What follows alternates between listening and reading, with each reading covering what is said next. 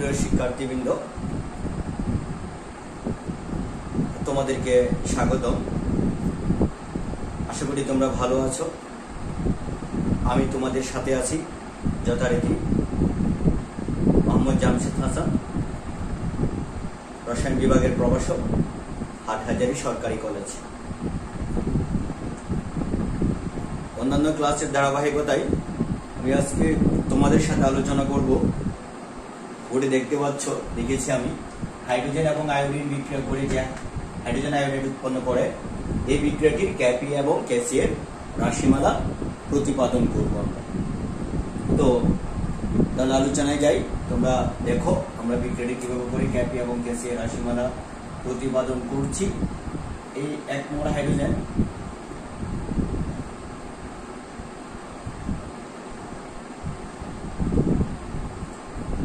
তোমরা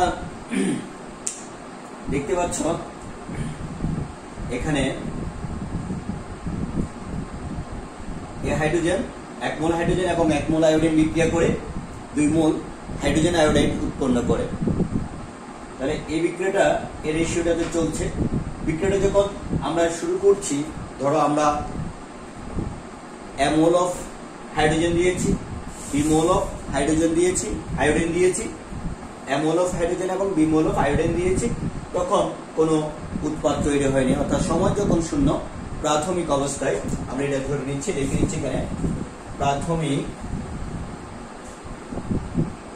অবস্থায়, অর্থাৎ সময় যখন 0 সেকেন্ড, তখন এটা দিয়েছি আমরা কত মোল, a মোল, এটা দিয়েছি b মোল ধরে নিচ্ছি। আর তখন সময় যখন শূন্য, তখন কোনো উৎপাদ হয়নি, বিক্রিয়া সামনের দিকে আগেনি। এভাবে করে বিক্রিয়াটা চলতে চলতে এখান থেকে কিছু হাইড্রোজেন, এখান থেকে কিছু আয়োডিন বিক্রিয়া করে হাইড্রোজেন আয়োডাইড উৎপন্ন করতেছে। এভাবে করে যে হাইড্রোজেন আয়োডাইড উৎপন্ন করতেছে, তাহলে এখান থেকে কিছু a মোল থেকে কিছু হাইড্রোজেন, b মোল থেকে কিছু আয়োডিন এখান থেকে কি হচ্ছে, বের হয়ে যাচ্ছে। তাহলে এই বের হয়ে গিয়ে কি তৈরি করতেছে, হাইড্রোজেন আয়োডাইড তৈরি করতেছে। হ্যাঁ, তাহলে এই যে হাইড্রোজেন আয়োডাইড তৈরি করতেছে, তাহলে এখান থেকে আস্তে আস্তে চলতে গিয়ে হাইড্রোজেন আয়োডাইড উৎপন্ন হওয়া শুরু হচ্ছে। হাইড্রোজেন আয়োডাইড যখন উৎপন্ন হচ্ছে, তখন পরবর্তীতে কিছু হাইড্রোজেন আয়োডাইড উৎপন্ন হওয়ার পর আবার বিক্রিয়াটি বিপরীতমুখী বিক্রিয়া হচ্ছে, যেহেতু এটা একটা উভমুখী বিক্রিয়া। হাইড্রোজেন আয়োডাইড থেকে আবার বিয়োজিত হয়ে কিছু হাইড্রোজেন এবং আয়োডিন তৈরি হচ্ছে। এভাবে করে বিক্রিয়াটা চলতে চলতে একটা সময় সাম্যাবস্থায় চলে আসে। সাম্যাবস্থার উপর আমি একটা ক্লাস তোমাদের নিয়েছি, আগের এখান থেকে ক্লাস দুটা দেখে নিতে পারো, যে এখন সাম্যাবস্থায় যখন আসে তখন কি অবস্থা হচ্ছে আমরা তখন একটু দেখতেছি। 2 সেকেন্ড পরে বিক্রিয়াটি সাম্যাবস্থায় এসেছে, অর্থাৎ সাম্যাবস্থায় দেখো খেয়াল করো, সাম্যাবস্থায় হয় যখন t সেকেন্ড, t সেকেন্ড, তখন মনে করলাম আমরা এখান থেকে আলফা মোল চলে গেছে, এখান থেকে আলফা মোল চলে গেছে, যেহেতু এখানে 1 মোল করে আছে, তাহলে গেলে এখান থেকে আলফা মোল, এখান থেকে আলফা মোল যাবে। আর এখানে তখন তৈরি করেছে 2 আলফা মোল, ঠিক আছে। তাহলে অর্থাৎ 1 মোল হাইড্রোজেন, 1 মোল আলফা মোল হাইড্রোজেন এবং আলফা মোল আয়োডিন মিলে 2 আলফা মোল হাইড্রোজেন আয়োডাইড উৎপন্ন করেছে, ঠিক আছে। এটা কখন, সাম্যাবস্থায়, যখন t সেকেন্ড, অর্থাৎ সময় যখন t সেকেন্ড হলো, তখন এই ব্যাপারটা হয়, ঠিক আছে। তাহলে আমরা এখন এই ব্যাপারটা তাহলে বুঝলাম। এবার একটু দেখো, রাসায়নিক বিক্রিয়া যখন সাম্যাবস্থায় আছে, রাসায়নিক বিক্রিয়াটি যখন সাম্যাবস্থায় আছে, তখন মিশ্রণের মোল সংখ্যা, সাম্যাবস্থায় সাম্য মিশ্রণের মোট মোল সংখ্যা, সাম্যাবস্থায় যে মিশ্রণটা রয়েছে, সাম্যাবস্থায় সাম্য মিশ্রণের কি মোট মোল সংখ্যা কত, দেখো মোট মোল সংখ্যা সমান হচ্ছে কত, a মাইনাস আলফা যোগ, অর্থাৎ সাম্যাবস্থায় সাম্যের যে মিশ্রণ হাইড্রোজেন আয়োডিন এবং হাইড্রোজেন আয়োডাইডের যে মিশ্রণ, তার মধ্যে তখন এখানে হাইড্রোজেন a মোল থেকে আলফা মোল চলে যাওয়ার পর আর আছে a minus alpha mole hydrogen, b mole থেকে আলফা মোল আয়োডিন চলে যাওয়ার পরে আয়োডিন আছে আরো b minus alpha mole, a minus alpha mole hydrogen, b minus alpha mole iodine এবং 2 আলফা মোল কি আছে, হাইড্রোজেন আয়োডিন মিশ্রণের মধ্যে আছে। দেখো তাহলে এটাকে আমরা করলে কি পাচ্ছি, সমাধান করলে যে alpha minus alpha minus alpha minus 2 alpha plus 2 alpha সাথে ক্যান্সেল হয়ে যাবে, থাকবে হচ্ছে a প্লাস b, অর্থাৎ মিশ্রণের মোল সংখ্যা হচ্ছে a প্লাস b। আবার এটা তোমাদেরকে বলে দিচ্ছি, ধরো আমরা ধরে নিচ্ছি বিক্রিয়াটা করেছি আমরা টি তাপমাত্রায়, বিক্রিয়াটা করেছি আমরা কি কত তাপমাত্রায়, টি তাপমাত্রায়। যে পাত্রে আমরা বিক্রিয়াটি করিয়েছি সেই পাত্রটির আয়তন হচ্ছে কি ভি আয়তন, সেই পাত্রটির আয়তন কত ভি আয়তন, এবং আমরা ধরে নিচ্ছি মিশ্রণের মোট চাপ পি, সাম্য মিশ্রণের মোট চাপ কি মোট চাপ, সাম্য মিশ্রণের মোট চাপ পি। তাহলে আমরা সাম্য মিশ্রণের মোট চাপ পি ধরে নিলাম।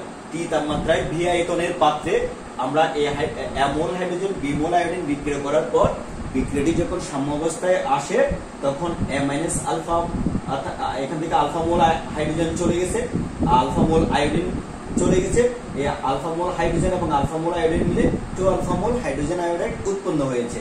আর এখান থেকে a মোল থেকে আলফা মোল চলে যাওয়ার পরে আর রেস্ট বাকি রয়েছে যে a minus alpha mole hydrogen রয়েছে, এখানে রয়েছে b minus alpha mole iodine.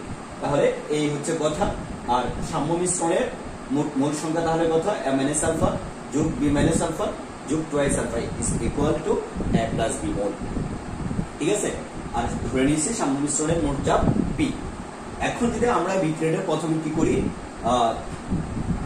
Cassie এর মান বের করি। ক্যাসির মান বের করতে হলে আমাদের কি লাগবে, উৎপাদের ঘনমাত্রা এবং বিক্রিয়কের ঘনমাত্রা লাগবে। তাহলে এখন আমরা যদি এখানে লিখি, দেখো ক্যাসি ইকুয়াল টু, আমরা জানি ক্যাসি ইকুয়াল টু এখানে কি হবে, হাইড্রোজেন আয়োডাইডের মোল ঘনমাত্রা স্কয়ার হবে, 2 স্কয়ার হবে। এটা আমরা ক্যাপিক অ্যাসিড ইয়াতে দেখাইছি, ক্যাপিক অ্যাসিড সম্পর্ক এবং ক্যাপিক অ্যাসিড এর মধ্যে দেখাইছি।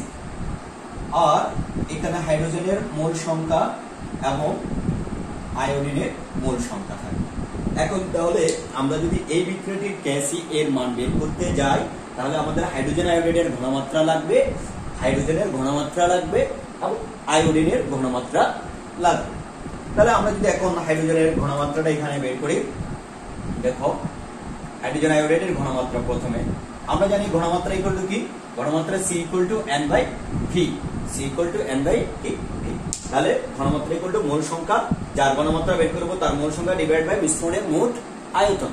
তাহলে হাইড্রোজেন আয়োডাইডের সাম্য মিশ্রণের মধ্যে হাইড্রোজেন আয়োডাইডের মোট মোল সংখ্যা হচ্ছে কত, 2 আলফা।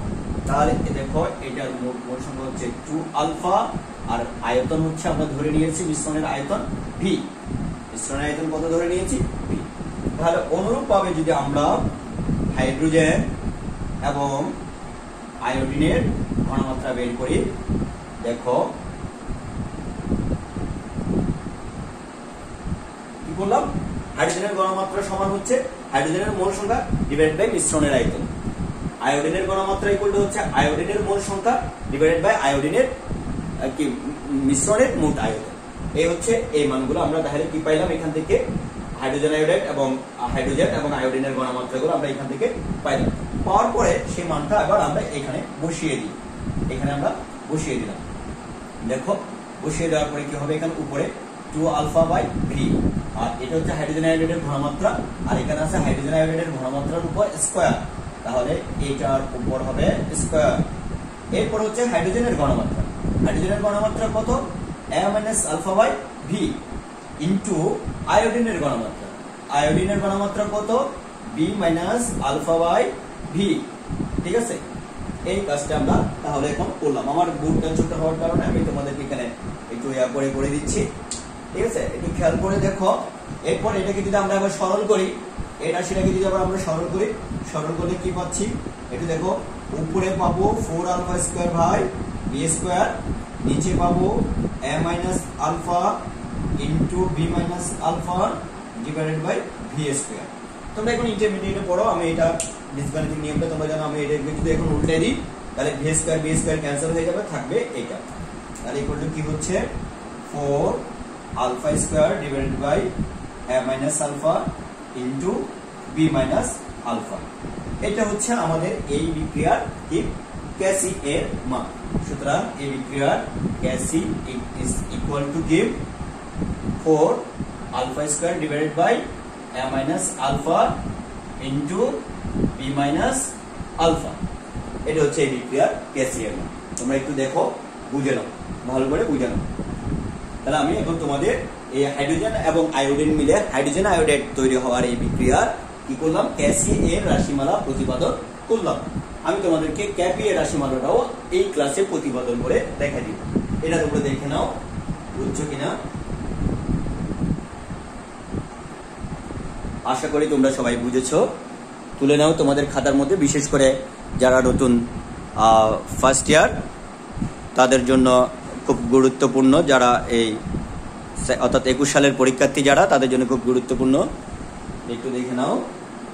তাহলে এখন আমরা এরপরে ক্লাসে এরপরে টপিকে চলে যাচ্ছি। তুলে নিয়েছো?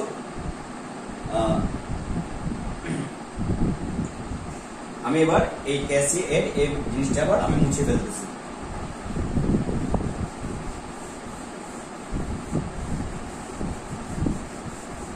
বড় মাত্রার এটা আমার আর দরকার নাই, কিন্তু এই সাম্যমিশ্রণের মূল সংখ্যাটা আমি বের করে রেখেছিলাম ক্যাপি এর মান বের করার সময় কাজে লাগানোর জন্য। তাহলে আমি এবার ক্যাপি এর মান বের করব। ক্যাপি এর রাশিমালা দেখো,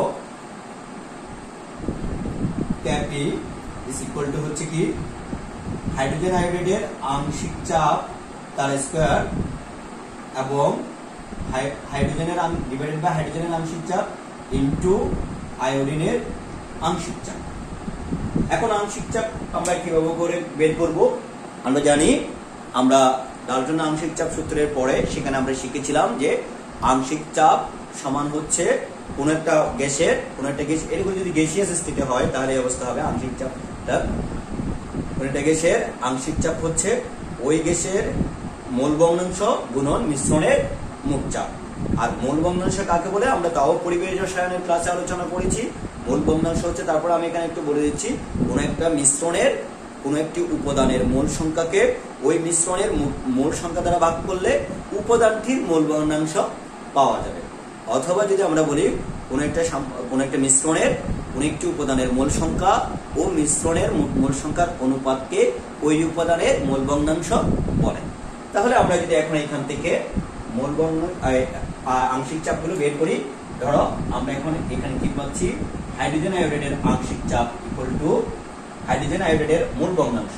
হাইড্রোজেন আয়োডাইডের মোল ভগ্নাংশ কি? মোল ভগ্নাংশ বলছে ওই উপাদানটার মোল সংখ্যা ডিভাইডেড বাই মিশ্রণের মোল সংখ্যা। ঠিক আছে? অর্থাৎ কোন একটা উপাদানের মোল ভগ্নাংশ মানে হচ্ছে এই হাইড্রোজেন আয়োডাইডের মোল ভগ্নাংশ হচ্ছে তার মোল সংখ্যাকে মিশ্রণের মোল সংখ্যা দ্বারা ভাগ করলে যে ভাগফলটা পাওয়া যাবে সেটাই হচ্ছে ওই উপাদানের মোল ভগ্নাংশ।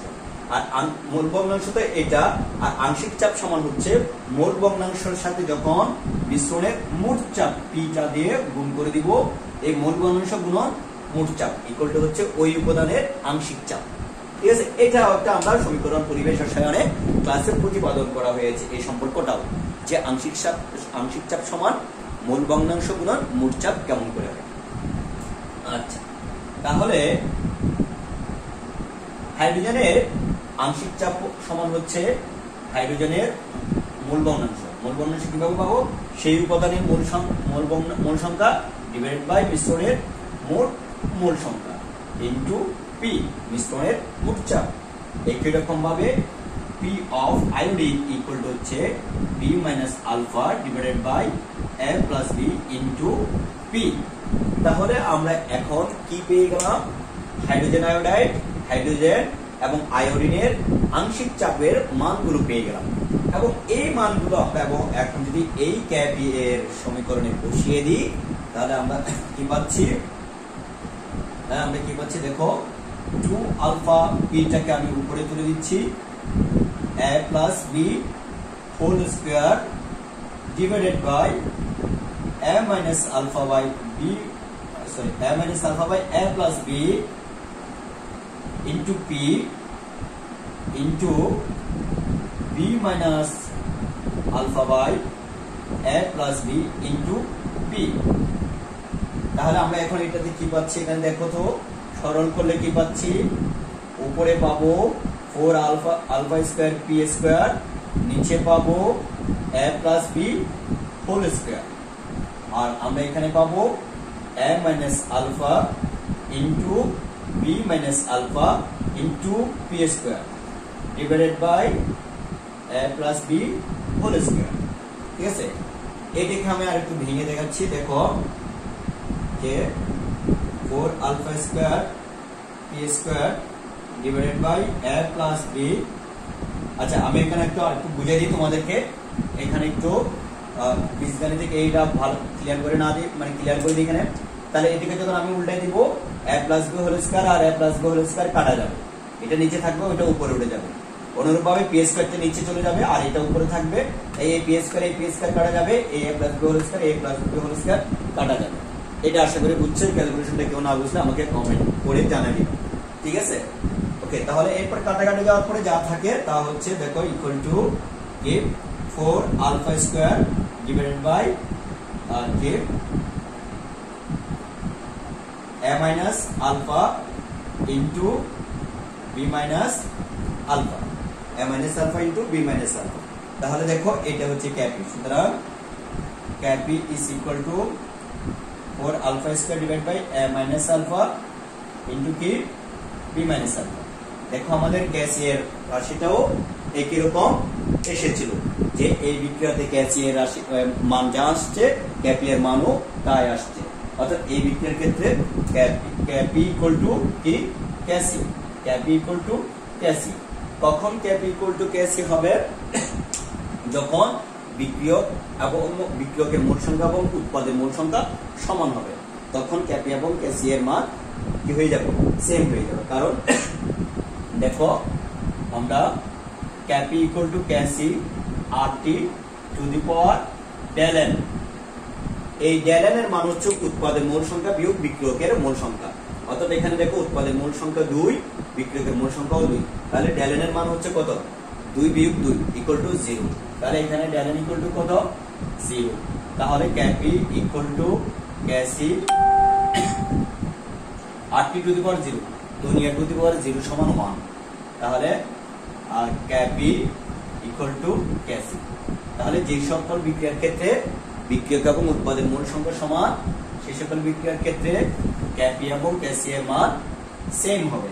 তাই এই বিক্রিয়াটির ক্ষেত্রে ক্যাপি এর মান যা আসছে ক্যাসি এর মানও তাই আসছে। ঠিক আছে, তাহলে আমাদের এখন ক্যাপি এবং ক্যাসি, এই বিক্রিয়াটির ক্যাপি এবং ক্যাসি এর রাশিমালা প্রতিপাদন করে দিলাম। আশা করি তোমরা সবাই বুঝেছো। এখন এর পরবর্তীতে আমি আজকে একটা তোমাদেরকে বাড়ির কাজ দিচ্ছি। এই বাড়ির কাজটা কমপ্লিট করে খাতায় লিখে এই বাড়ির কাছে একটা বিক্রিয়া দিচ্ছি। এই বিক্রিয়াটির ক্যাপি এবং ক্যাসি এর রাশিমালা প্রতিপাদন করে খাতার মধ্যে লিখে এই ভিডিওটির কমেন্টের মধ্যে কমেন্ট বক্সে তোমরা পোস্ট করে দিবা, কমেন্ট করে দিবা। ঠিক আছে, এটা হচ্ছে তোমাদের বাড়ির কাজ। বিশেষ করে 21 সালের পরীক্ষার্থীরা যারা আছো তাদের সবাই এখানে কমেন্ট করে জানিয়ে দেবে। তাহলে এগুলো আমি মুছে দিচ্ছি। এখন বাড়ির কাজ হচ্ছে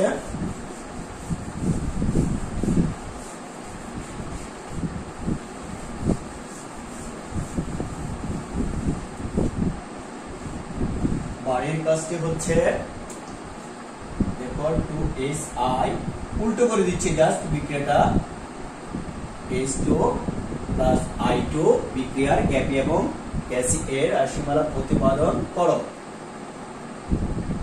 এটা হচ্ছে কি তোমাদের জন্য হোমওয়ার্ক। করে বাড়ির কাজটা করে এখানে কমেন্ট বক্সে এটার ছবিটা দিয়ে দিবা। ঠিক আছে, এই বিক্রিয়াটির ক্যাপি এবং ক্যাসি এর রাশিমালা প্রতিপাদন করো। এটা হচ্ছে তোমাদের বাড়ির কাজ। এই হচ্ছে আমাদের আজকের ক্লাসটা। আশা করি তোমরা সবাই বুঝতে পেরেছো। কোনো কিছু বুঝতে না পারলে, কোনো কিছু জিজ্ঞাসা থাকলে কমেন্টে জানাতে পারো অথবা আমাকে মেসেঞ্জারে নক করতে পারো। ঠিক আছে, এই ভালো থাকবা সবাই, সুস্থ থাকবা, এই কামনা রইল। আল্লাহ হাফিজ।